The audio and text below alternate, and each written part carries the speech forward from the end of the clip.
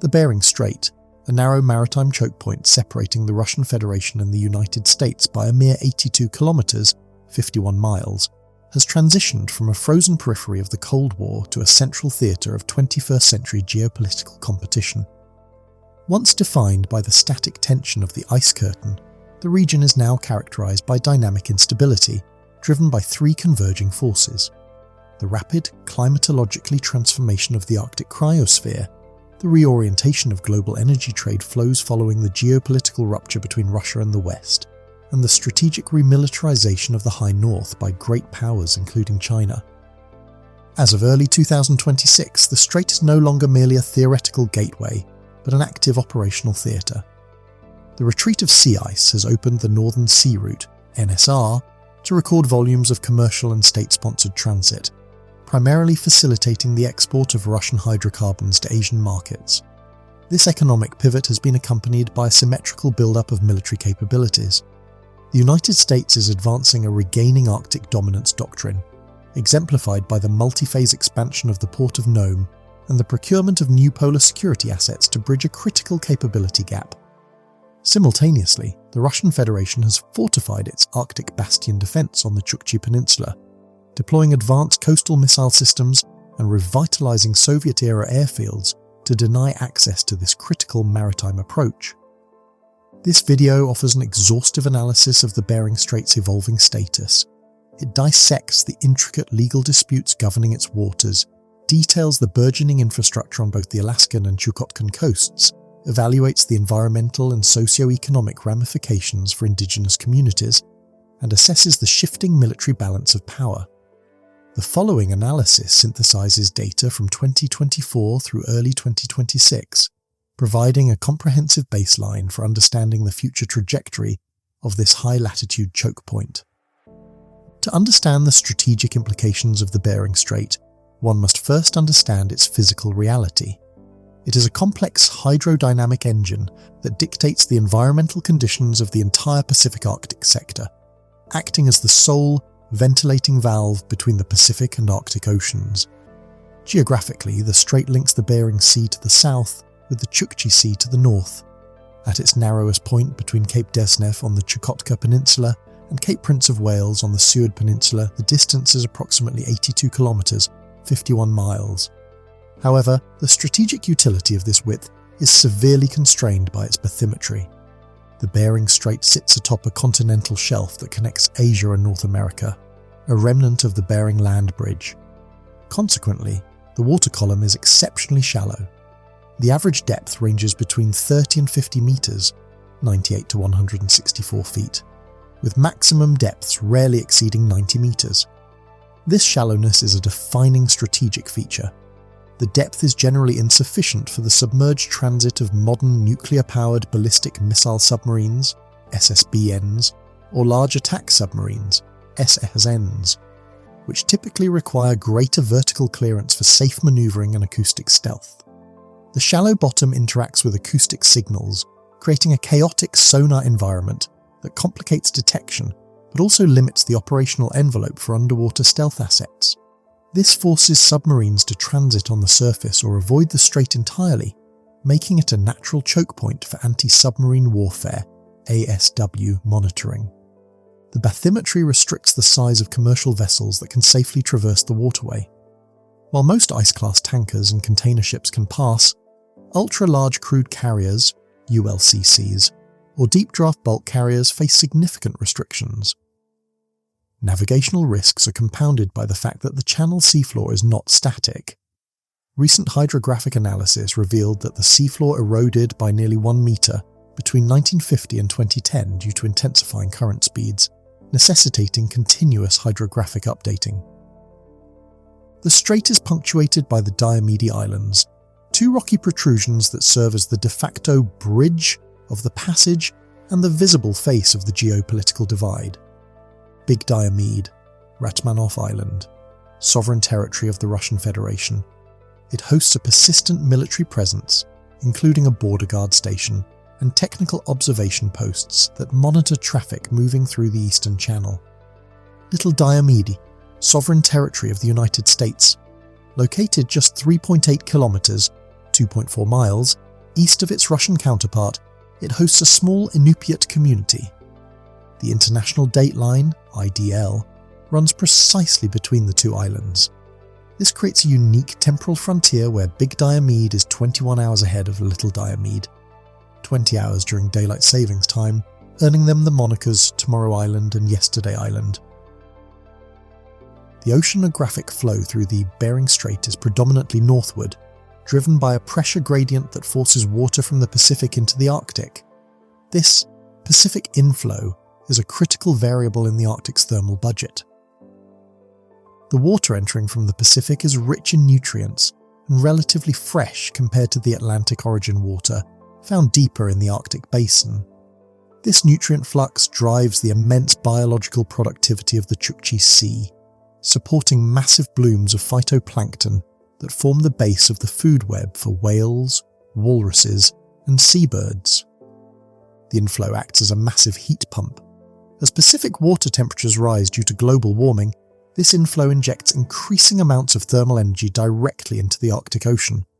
This warm, fresh layer floats above the denser, saltier Atlantic water, creating a stratified water column.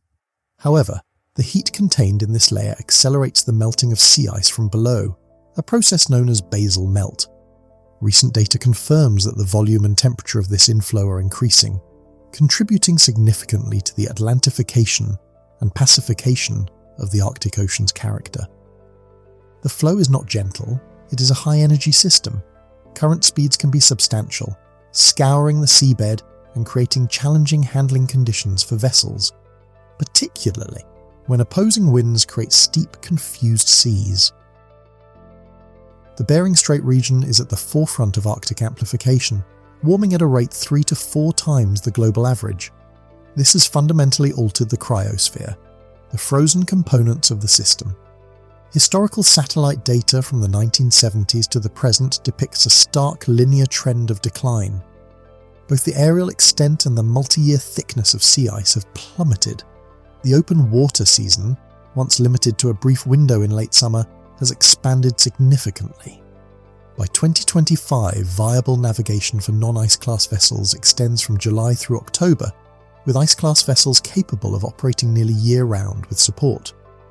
Climate models assessed in 2025 suggest that the Arctic Ocean could experience its first ice-free summer, defined as less than 1 million square kilometres of residual ice, as early as the 2030s. Even under conservative scenarios, this milestone is expected before 2050. While the general trend is toward melting, the transition period is characterized by volatility rather than linear progression. A prime example occurred in September 2024, when the Bering Strait experienced an unusual ice barrier event. Prevailing wind patterns compressed loose, mobile sea ice from the high Arctic into a dense, impassable pack, extending from the Russian mainland to Wrangel Island. Unlike the stable, fast ice of the past, this mobile pack ice is unpredictable and can rapidly clog the strait. This event served as a strategic warning. The opening of the Arctic does not guarantee consistent accessibility. Instead, it promises a future of variable risks, where loose ice can create sudden choke points, trapping vessels or blocking critical supply lines unexpectedly. As the physical ice melts, the legal frameworks governing the Bering Strait are solidifying into hard lines of contention. The region is governed by a patchwork of international conventions, bilateral agreements, and unilateral claims, creating a complex legal battle space where definitions of sovereignty and freedom of navigation are actively contested. The cornerstone of stability in the Bering Strait is the agreement between the United States of America and the Union of Soviet Socialist Republics on the maritime boundary, signed on June 1, 1990. This agreement was the culmination of decades of negotiation to define the maritime border originally described in the 1867 Convention ceding Alaska. The negotiation addressed a critical technical discrepancy between the two nations' mapping methods. The United States advocated for drawing the boundary using arcs of great circles, the shortest distance on a spherical Earth, while the Soviet Union favoured rum lines, lines of constant compass bearing. Over the vast distances of the Bering Sea, the divergence between these two methods created chord-shaped pockets of disputed water totaling approximately 18,000 square nautical miles. The 1990 agreement adopted the World Geodetic System 1984 WGS 84 to fix precise coordinates, effectively splitting the difference. The boundary line extends through the Bering Strait, starting from a midpoint between the Diomede Islands and running north into the Chukchi Sea and south into the Bering Sea. A unique feature of the agreement is the creation of special areas to address exclusive economic zone EEZ anomalies. Because the 200 nautical mile EEZ is generated from the coastline, the strait boundary line sometimes cut off a portion of one nation's potential EEZ entitlement. These are areas on the Russian side of the boundary line that fall within 200 nautical miles of the US coast. In these zones, Russia transferred its sovereign rights to the United States. Conversely, this is an area on the US side of the line that falls within 200 nautical miles of the Russian coast. Here, the United States transferred its sovereign rights to Russia. This creative legal mechanism ensured that all waters within 200 nautical miles of either coast were subject to the jurisdiction of one of the two parties, leaving no high seas loopholes for third-party fishing fleets in the central Bering Sea. Despite its operational success, the agreement occupies a precarious legal status. The United States Senate ratified the agreement on September 16, 1990. However, the Soviet Union, and subsequently the Russian Federation, never formally ratified it. Domestic opposition in Russia, particularly from the fishing industry, argued that the agreement ceded too much valuable fishing ground to the US.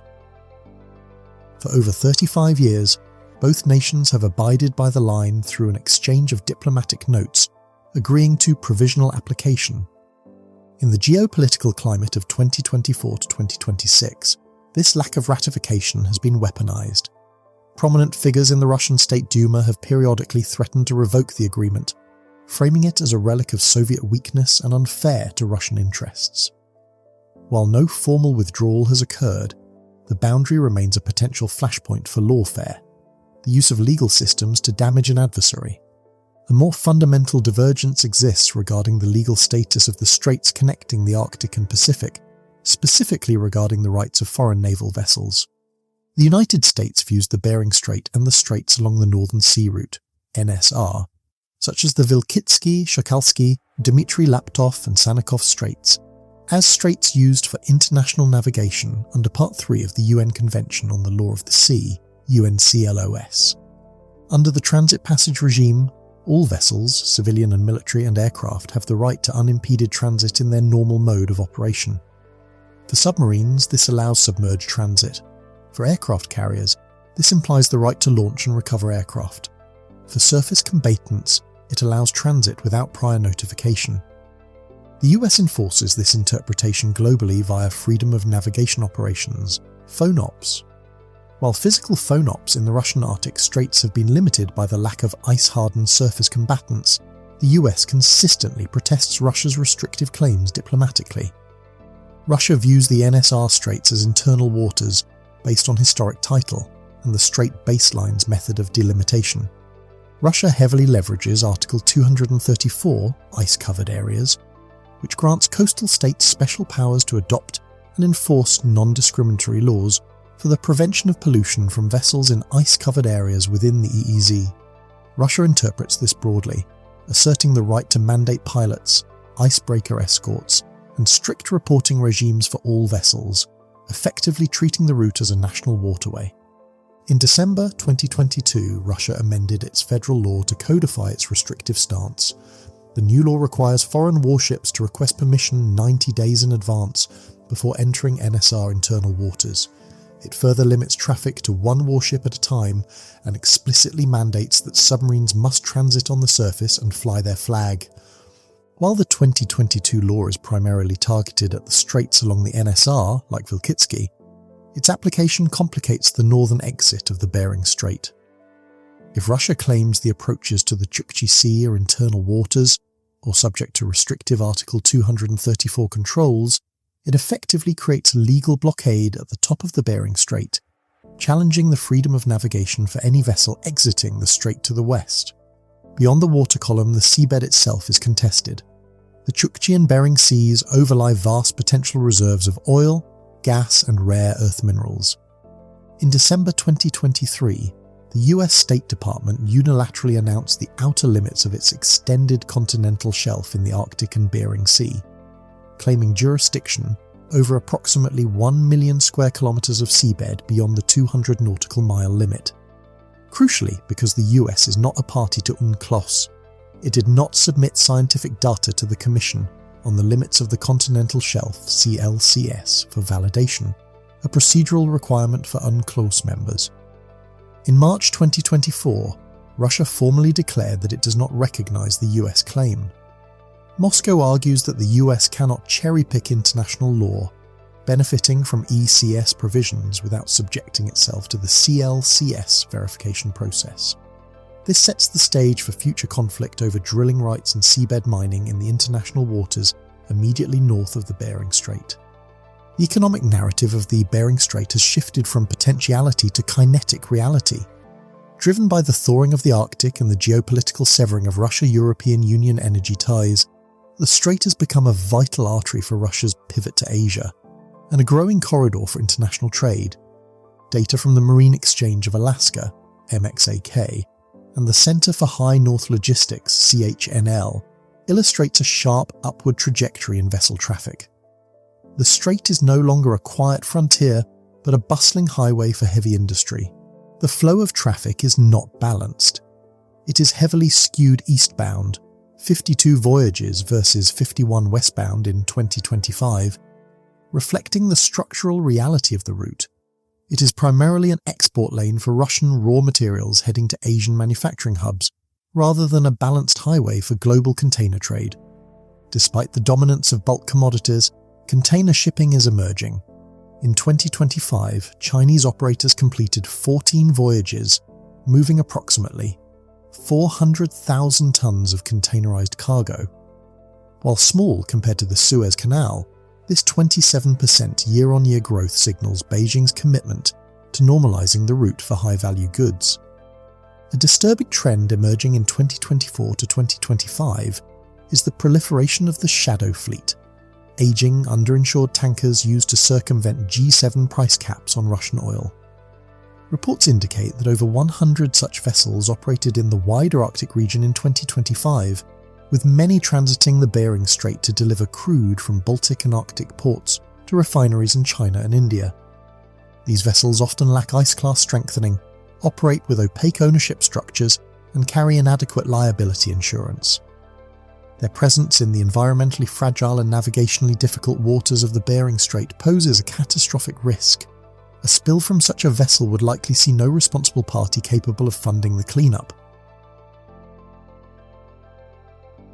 The European Union's decision to phase out Russian LNG imports by 2027 has forced Russia to fundamentally restructure its energy logistics. The Bering Strait is the only viable exit for redirecting Yamal and Gdan gas to friendly markets in Asia. Despite crippling US sanctions on technology and shipping, the Arctic LNG 2 project managed to commence production. In 2025, China imported 21 sanctioned cargoes from this facility, all of which had to transit the Bering Strait. Russia is aggressively pursuing the construction of a domestic Arctic fleet of ice-class tankers to sustain this flow, although shipyard delays persist. Rosneft's massive Vostok oil project, one of the largest untapped oil reserves in the world, is slated to begin shipping via the NSR in the late 2020s.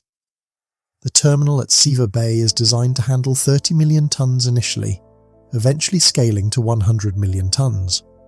Almost all of this volume is destined for Asian markets via the Bering Strait, promising to exponentially increase tanker traffic in the coming decade. On the US side of the ledger, the Red Dog mine, one of the world's largest zinc and lead mines, remains the single largest contributor to dry bulk traffic in the Bering Strait region. Located north of the Arctic Circle, the mine relies entirely on a short summer shipping window to export its concentrates. The reduced ice cover has benefited operations by extending this window, allowing for more efficient export logistics. To support this surge in traffic and maintain sovereign presence, massive infrastructure projects are underway on both shores of the strait. the region is witnessing a construction boom driven by strategic necessity. For decades, the US Arctic lacked a deep water port capable of refueling heavy icebreakers or sheltering large commercial vessels. This strategic deficit is now being addressed through the Port of Nome modification project. Located on the Seward Peninsula, Nome is the closest US logistics hub to the Bering Strait. The expansion is designed to provide a forward operating base for the US Coast Guard and Navy, as well as a safe harbour for increased commercial traffic. In August 2025, the US Army Corps of Engineers awarded a $399.4 million contract to Kiewit Infrastructure West. This phase involves extending the existing West Causeway by roughly 1,200 feet and creating new dock space. Construction is active, with completion expected by September 2029. The critical component for military utility is Phase 2, which involves dredging the outer basin to a depth of -40 feet, from the current -22 feet. This depth is required to accommodate the draft of heavy polar icebreakers like the Polar Star and future Polar Sentinel, and large draft cargo vessels. Bidding for this phase is expected in May 2026. The project has faced significant cost overruns and delays due to the extreme logistical difficulty of construction in the Arctic environment, necessitating a phased approach rather than a single massive build. Russia continues to upgrade its logistical hubs along the NSR to support year-round navigation and resource extraction. Pevek.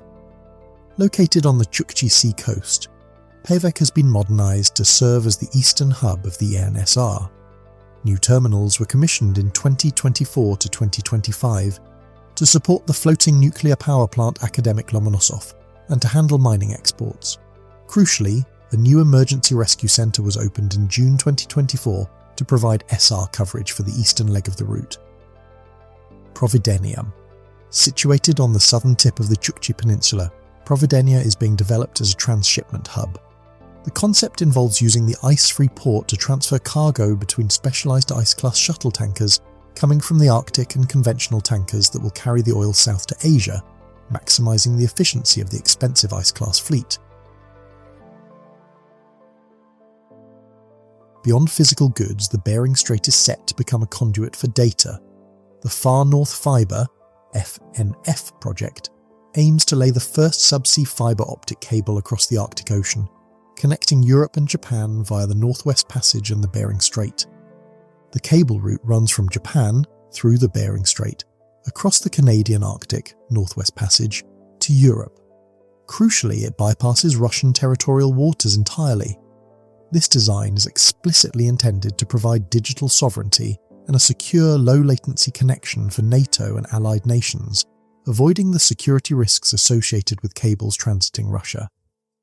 The system consists of 12 fibre pairs with a design capacity of 150 terabits per second.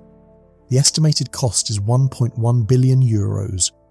As of early 2026, the project is in the marine survey and procurement phase, with a targeted ready-for-service RFS date of late 2026 or 2027. The Bering Strait has transitioned from a zone of tentative cooperation to a zone of active deterrence. The remilitarization is symmetrical, with both superpowers establishing permanent high-readiness capabilities designed to control access to the Arctic and North Pacific. Russia's military strategy in the region is defensive-aggressive, designed to protect the integrity of the NSR, viewed as sovereign territory, and to secure the bastion for its nuclear deterrent forces in the Sea of Okhotsk. Chukchi Peninsula fortification. The Russian military has revitalized Soviet-era infrastructure on the peninsula to create a layered denial zone. Anadyr, Ugolny Airport. This airfield has been upgraded to serve as a forward operating base for strategic aviation. It hosts rotational deployments of 222 M3 backfire and two 160 Blackjack bombers, capable of launching cruise missiles against targets in the Pacific or North America. Providenia and Cape Schmidt. These locations host coastal defence missile battalions. Cape Schmidt has been developed into a fully autonomous base, utilising the Arctic trefoil design to support year-round garrison operations in extreme conditions. Wrangel Island.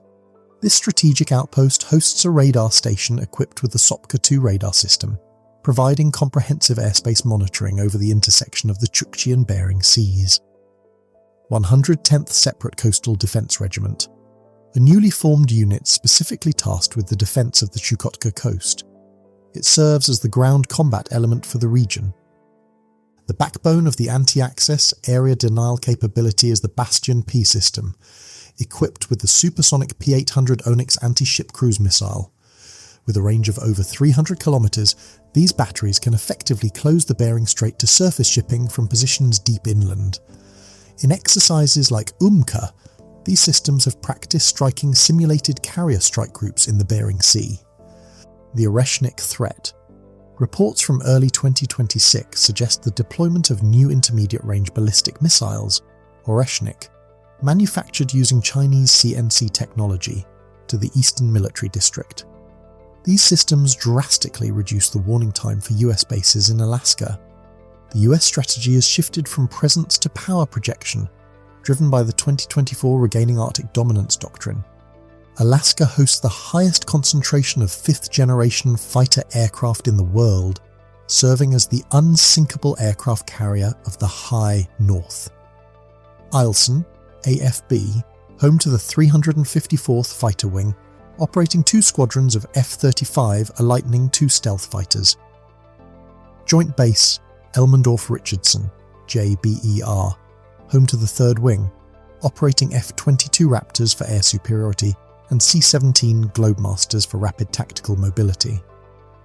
Clear Space Force Station, renamed in 2021 to reflect its space-centric mission. It hosts the Long Range Discrimination Radar, LRDR. This massive sensor is critical for tracking ballistic missile threats from Russia or North Korea, providing the fidelity needed to distinguish warheads from decoys. Fort Greely.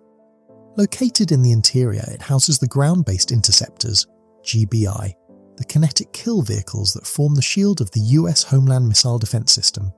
While air power is robust, the US faces a critical icebreaker gap on the surface. Fleet status. As of 2025, the US surface presence relies on the aging USCGC Polar Star, commissioned in 1976 essentially on life support, and the medium icebreaker USCGC Healy, USCGC Storis. To mitigate the risk of a capability gap before new construction comes online, the US purchased a commercially available icebreaker, commissioned as the USCGC Storis in August 2025. It completed its maiden Arctic patrol in late 2025, shadowing Chinese research vessels, proving the utility of this interim solution. Polar Security Cutter, PSC. The program to build heavy icebreakers has been plagued by delays. The first vessel, USCGC Polar Sentinel, is under construction, but is not expected to enter service until approximately 2030, leaving a dangerous window of vulnerability. A massive joint exercise involving US Special Operations Forces SOF, UK Royal Marines, and Danish troops. The scenario focused on defending remote infrastructure, critical nodes like the Red Dog Mine or the Nome Port, from amphibious incursion and sabotage. A high-end warfighting exercise focused on carrier strike group interoperability in the Gulf of Alaska, specifically training to protect the southern approaches to the Bering Strait from hostile naval task forces. China, declaring itself a near-Arctic state, has integrated the Bering Strait into its strategic calculus as the gateway to the Polar Silk Road. In 2024 and 2025, joint Russo-Chinese naval task forces conducted patrols near the Aleutian Islands and the Bering Strait. In a significant escalation of force projection, July 2024 saw Chinese H-6K bombers and Russian Tu-95 MS bombers conduct a joint air patrol, entering the Alaska Air Defense Identification Zone, ADIZ. This demonstrated Beijing's ability to project air power into the American near abroad. China's interest is twofold: securing energy routes, LNG from Yamal/Arctic LNG2, and breaking the Malacca dilemma, the fear of a US naval blockade at the Strait of Malacca, by establishing a reliable alternative northern corridor. Based on the trends identified in this report, 3 distinct scenarios emerge for the future of the Bering Strait. In this baseline scenario, traffic continues to grow, driven by the rigid necessity of Russian-Chinese energy trade. The US and Russia maintain a tense but managed border. The 1990 Maritime Boundary Agreement holds de facto, but Russia increasingly harasses commercial vessels near the special areas or utilises Article 234 to demand pilots for innocent passage in the Bering Strait approaches. The US responds with sporadic phone-ops using the Healy or Storis to assert rights without provoking a kinetic response. Russia formally enforcing the 90-day notice rule on a US Coast Guard vessel or commercial ship in 2026 and 2027. An operational incident triggers a diplomatic or military crisis. Potential sparks include a collision between an uninsured Shadow Fleet tanker and a US fishing vessel or indigenous skiff, causing a massive oil spill.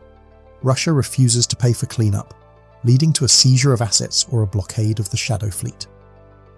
Russia attempting to physically close the strait to a specific foreign naval vessel during a crisis elsewhere, for example Taiwan or the Baltics, claiming environmental protection as a pretext. The deployment of US long-range fires to Little Diomede or St. Lawrence Island, prompting a reciprocal Russian deployment and a Cuban Missile Crisis-style standoff in the Arctic. A post-conflict political settlement in Europe leads to a diplomatic thaw. Scientific cooperation on fisheries management and search and rescue (SAR) resumes. The International Maritime Organization (IMO) establishes a mandatory ship reporting system and traffic separation scheme (TSS) for the entire strait, jointly managed by the US Coast Guard and Russian Border Service to ensure safety. Prerequisite: significant regime change or policy shift in Moscow, which currently appears unlikely. The Bering Strait in 2026 is the fulcrum of a new Arctic order. It is no longer a peripheral frontier but a central node in the global energy supply chain and a front line in the strategic competition between the Euro-Atlantic and Indo-Pacific theatres. For the United States, the imperative is clear. The tyranny of distance that once protected North America is gone. The capability gap, manifested in the lack of heavy icebreakers and deep water ports, is a strategic vulnerability that the Port of Nome expansion and the Polar Sentinel program are only beginning to address. For Russia, the strait is the gatekeeper of its economic future. The viability of the Northern Sea Route as a global competitor to Suez depends entirely on the safe and consistent navigability of this choke point. As the ice retreats, the legal and military lines in the water are becoming harder, not softer. The management of the Bering Strait in the coming decade will determine whether the Arctic remains a zone of low tension or becomes the next contested maritime theatre of the 21st century.